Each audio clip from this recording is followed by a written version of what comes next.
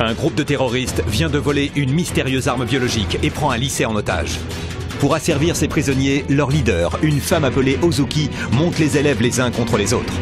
Mais la situation dérape quand elle fait usage de l'arme biologique et répand le virus dans l'établissement, sans espoir de traitement. Mais que cache cette brusque prise d'otage? Découvrez-le dans Lockdown, un thriller gore et sans pitié des éditions Kiyun. Retrouvez également Darwin's Game, un thriller urbain 2.0.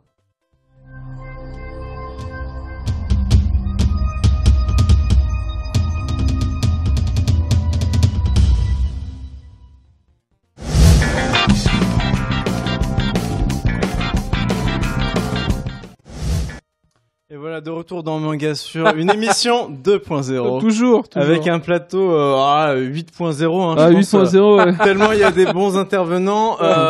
Pour parler, nous sommes point zéro. Cette semaine, et je prends un air solennel et grave, puisqu'on va parler en fait d'un auteur de manga qui nous a quittés. C'est Jiro Taniguchi. Je vais pas faire le mytho, genre c'était mon auteur préféré. Il m'a jamais rencontré, quoi. J'ai fou, je l'ai estimé, quoi. Quand j'ai lu ça, par contre, effectivement, beaucoup de gens en ont parlé. C'était quand même un auteur majeur dans son genre.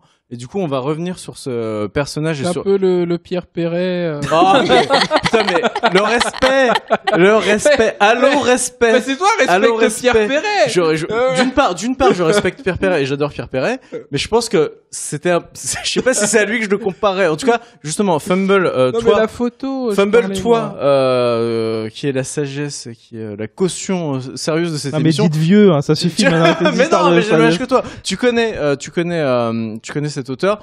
Pourquoi est-il aussi culte déjà, et pourquoi est-ce que tout le monde pleure sa mort aujourd'hui?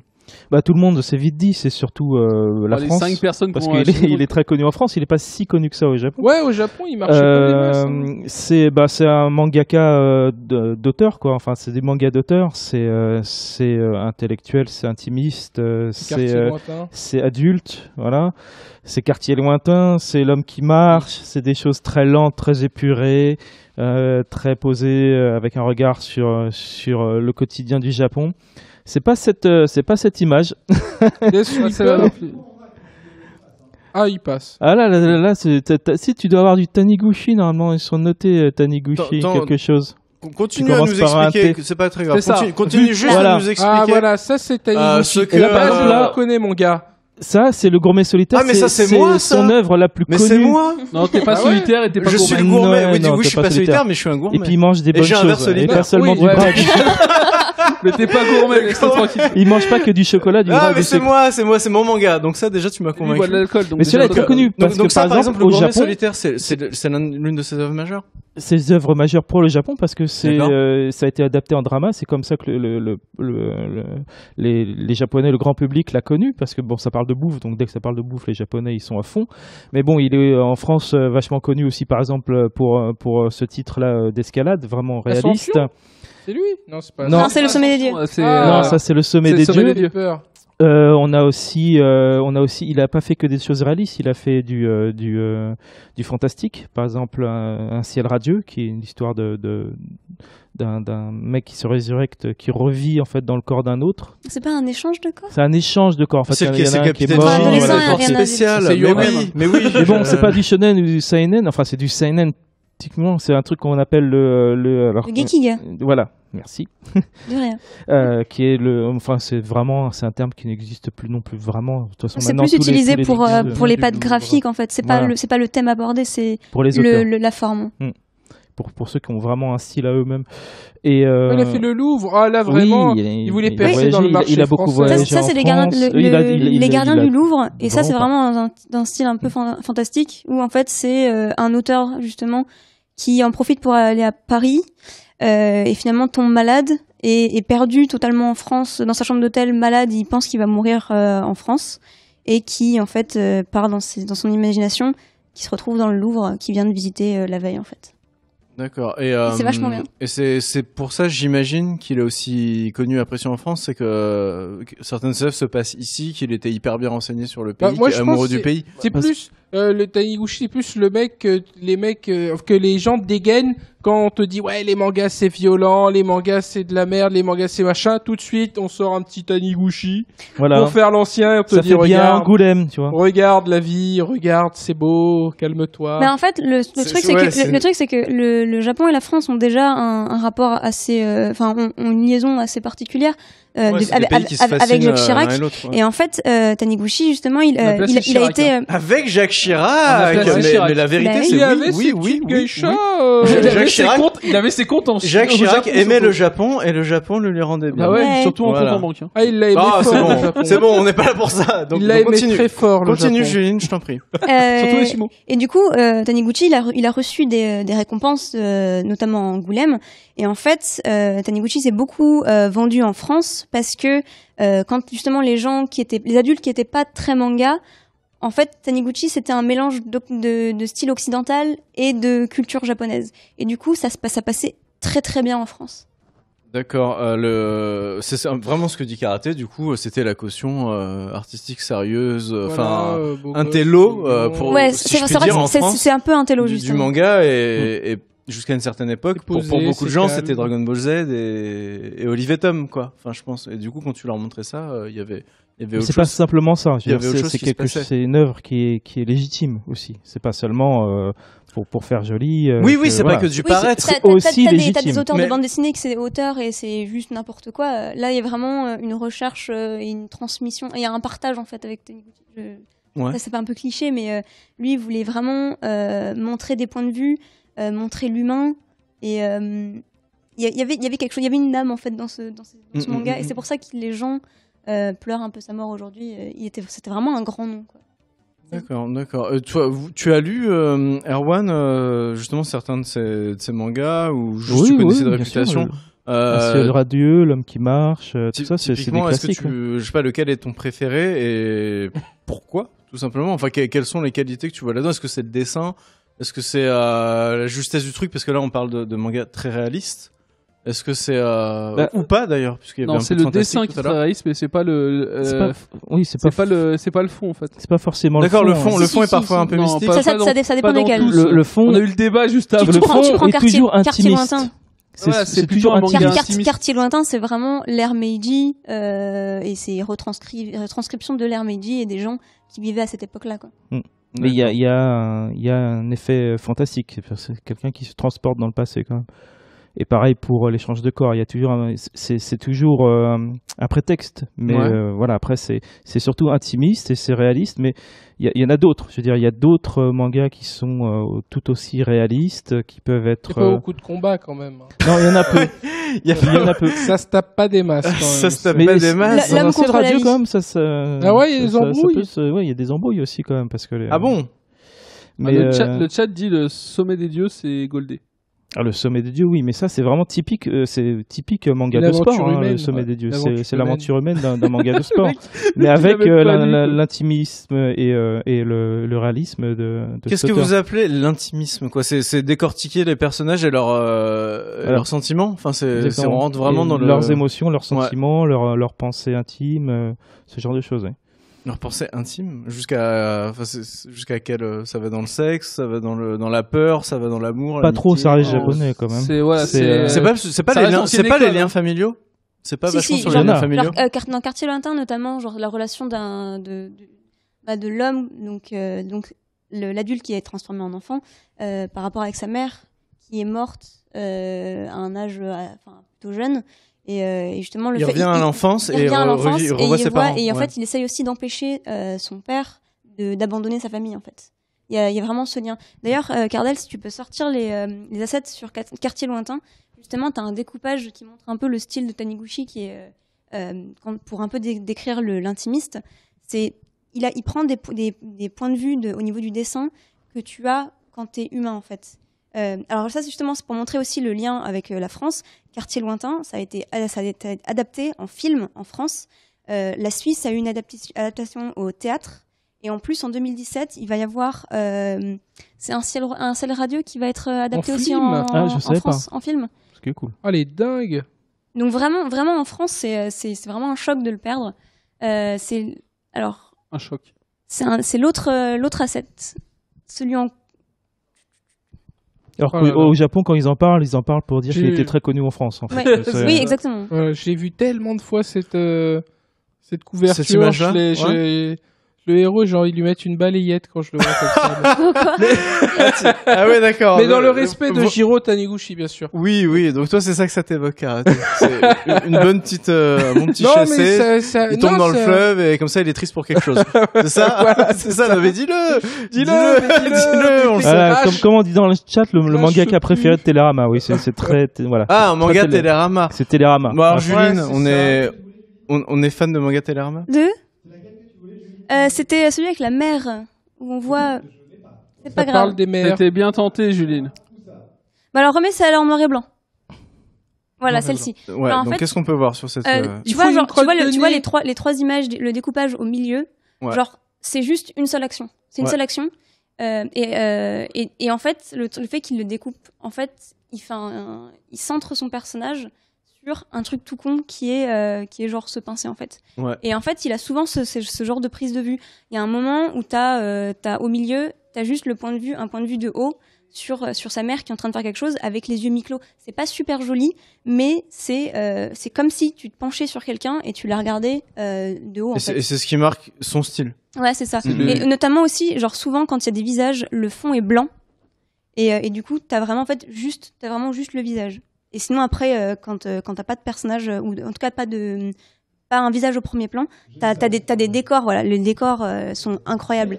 Mais si vraiment on veut parler de son talent pour les décors, non, franchement, allez, si on parlait de son talent, sur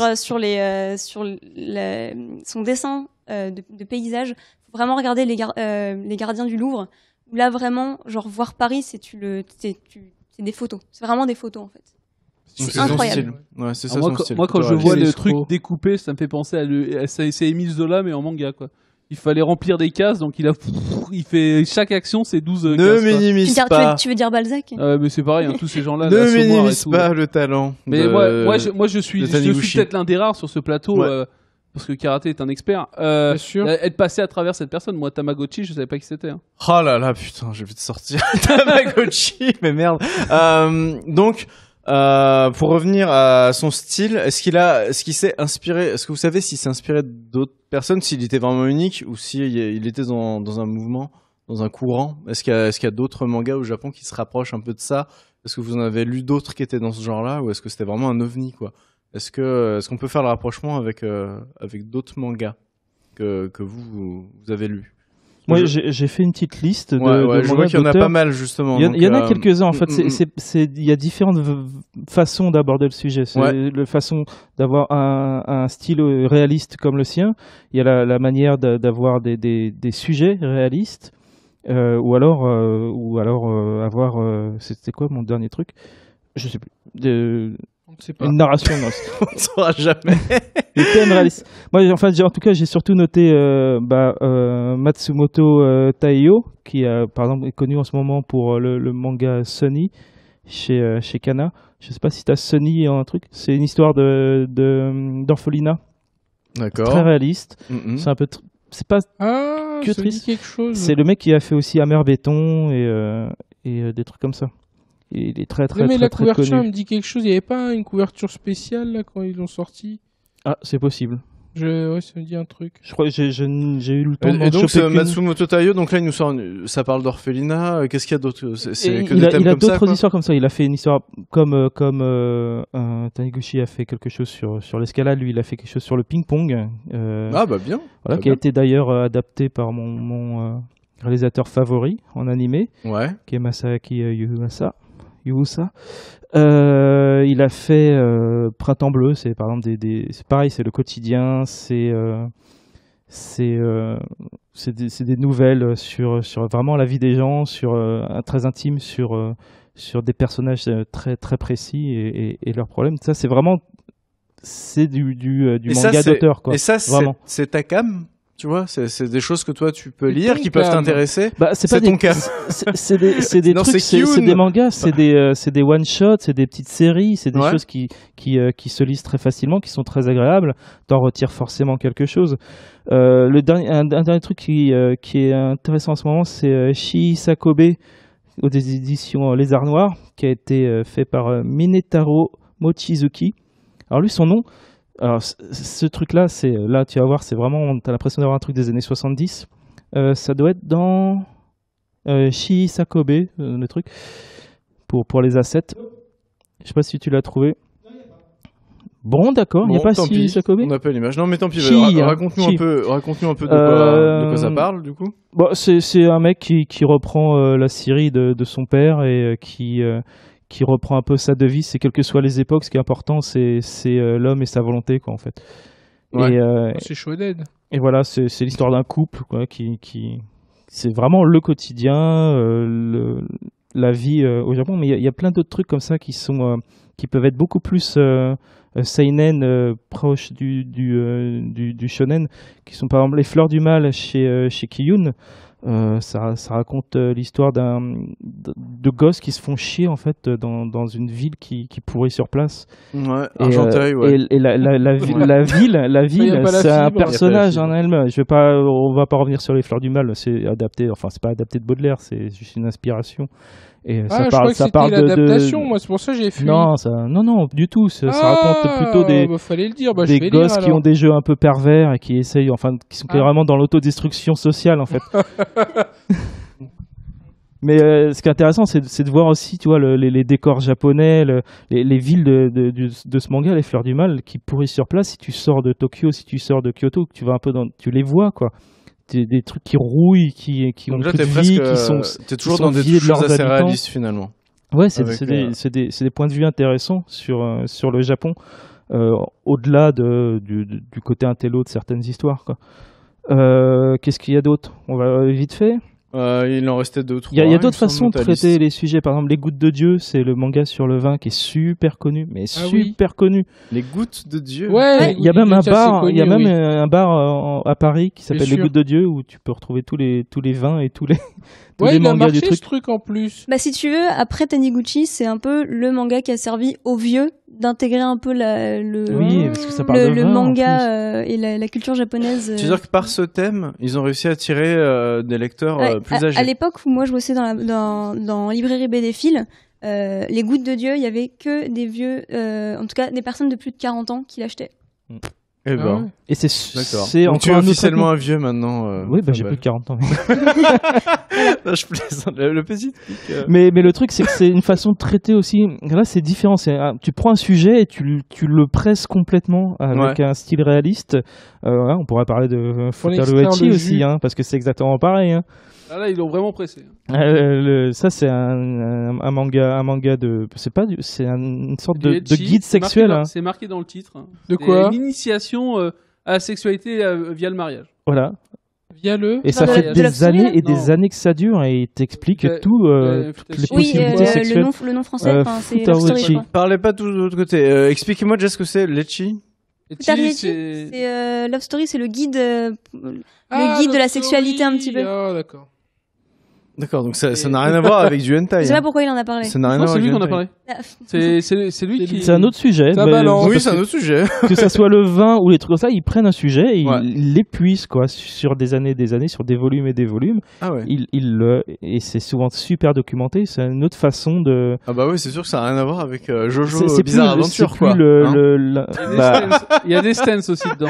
Ah, il y a des stances. Des fois, ça reprend certains codes. C'est. Ah bon. Là, on rentre dans des mangas qui ont des codes et dans des séries qui ont des codes, alors que les mangas d'auteurs s'en échappent justement. Donc c'est tout à fait la même chose, mais c'est un style réaliste et c'est une façon réaliste d'aborder un sujet et de le traiter. Bon, je veux pas piéger les autres parce que c'est pas forcément votre cas, mais du coup, Karate Kaoru, est-ce que vous lisez d'autres des mangas réalistes, adultes réalistes et qui sont pas alors du tout adultes oui, réalistes oui.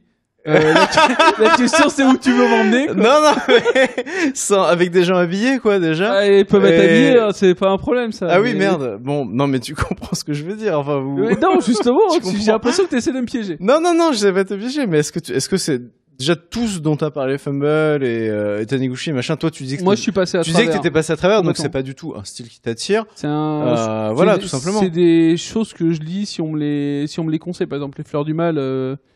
Avant qu'on arrive ici, on les avait récupérés, donc je les ai lus, tu vois. Et je trouvais ça cool, tu vois. Mais ça veut dire que si on force pas la main, je vais pas y aller, non. D'accord. Tu devrais essayer Death Sweeper, qui devrait peut-être arriver en France très vite. C'est l'histoire très réaliste aussi d'un mec qui se retrouve embarqué dans un boulot de nettoyage des cadavres. Ah, fun. Voilà. Donc c'est une façon de se confronter à la mort et avec différentes histoires, différents types de morts, différentes façons de quand t'as plus que ça à ramasser, quoi. Quand il reste plus que des traces sur le mur, des trucs comme ça, des trucs. Ah ouais, ok, ouais, bon. Très bien. Pourquoi pas. Et voilà, mais ça, tu vois, c'est plus comme un peu les Fleurs du Mal, le style de manga qu'on connaît habituel en seinen, en shonen, mais ça reste quand même un sujet vraiment intimiste, important, et pas forcément. C'est pas parce que c'est un manga d'auteur avec son propre style que ça va pas être intimiste et intéressant, quoi. Ok. Et intellectuel. Juline, toi, du coup, Taniguchi, apparemment, tu connaissais très bien et t'aimais beaucoup. Ouais. Et il y en a d'autres dans le même style que tu lis, ou est-ce que c'était vraiment lui Je crois que ça a été l'un des seuls dans le style un peu réaliste, un peu poétique comme ça. J'ai pas d'autres auteurs qui me viennent en tête comme ça. Monster, là, celui qui fait Monster, c'est un peu réaliste. Non Monster, c'est un peu plus fantastique aussi. Je veux dire, ils volent pas les gens, ils ont pas de super pouvoir. Ils font pas de caméra. Ouais, ils sont sacrément détraqués, quoi. C'est plus psychologique en fait. Monster, voilà, c'est vraiment. Cet auteur est très psychologique et il fait des thrillers, quoi, réalistes. Non, mais alors que là, Taniguchi, ça a vraiment l'air d'être, si j'ai bien suivi, l'imagination, le rêve et les relations humaines familiales. Taniguchi, c'est l'humain. Urasawa. C'est l'humain. Bah voilà, c'est comme ça qu'on peut. C'est ça. C'est comme ça qu'on peut conclure. Taniguchi, c'est l'humain. Ouais. Voilà. Alors que tes trucs à roux, c'est les humains, c'est les animaux. C'est les animaux. C'est moi aussi. Je suis désolé. C'est pas moi qui l'ai fait. Mais on en parlera aussi de ça, parce que c'est surtout ça le manga. On va le faire. Donc, Taniguchi, c'est l'humain, c'est sûr. Et les humains, ça meurt. Century Boys, oui, exactement. Et les humains, ça meurt. Il avait 69 ans. Et les humains, ça meurt. Voilà, 69 ans. Donc est très très proche de la France. On va marquer 5 minutes de pause. On se retrouve juste après pour la dernière partie de l'émission, les coups de cœur de nos chroniqueurs. À tout de suite.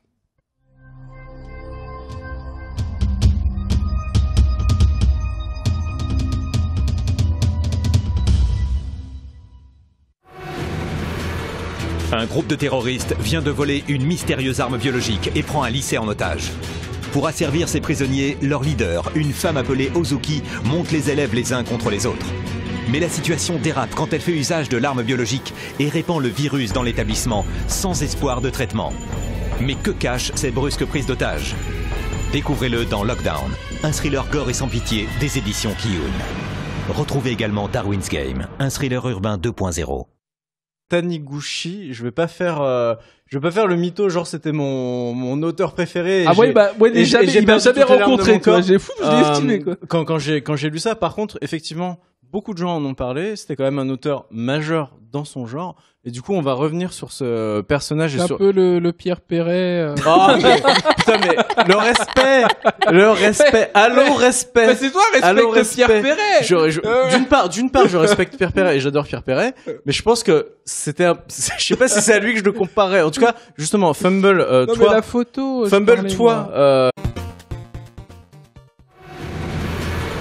Un groupe de terroristes vient de voler une mystérieuse arme biologique et prend un lycée en otage. Pour asservir ses prisonniers, leur leader, une femme appelée Ozuki, monte les élèves les uns contre les autres. Mais la situation dérape quand elle fait usage de l'arme biologique et répand le virus dans l'établissement, sans espoir de traitement. Mais que cache cette brusque prise d'otage? Découvrez-le dans Lockdown, un thriller gore et sans pitié des éditions Kiyun. Retrouvez également Darwin's Game, un thriller urbain 2.0. Qui est la sagesse, qui est la caution sérieuse de cette émission. Mais dites vieux, hein, ça suffit maintenant. Mais non, mais j'ai le même âge que toi. Tu connais cet auteur. Pourquoi est-il aussi culte déjà? Et pourquoi est-ce que tout le monde pleure sa mort aujourd'hui?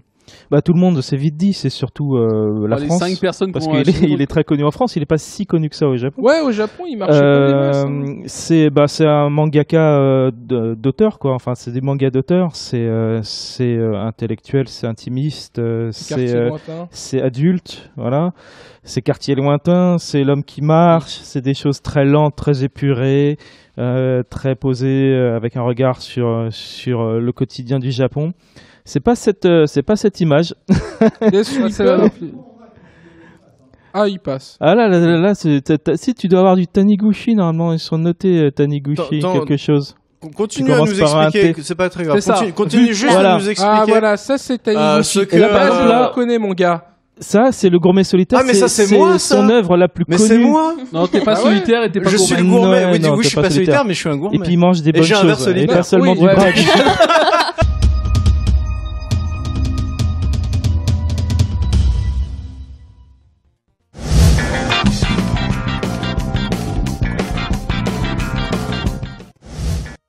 Et voilà, de retour dans Manga sur une émission 2.0. Toujours. Avec un plateau 8.0. Ah, 8.0, ouais. Tellement il y a des bons intervenants. Pour parler, nous sommes .0. Cette semaine, et je prends un air solennel et grave, puisqu'on va parler en fait d'un auteur de manga qui nous a quittés. C'est Jiro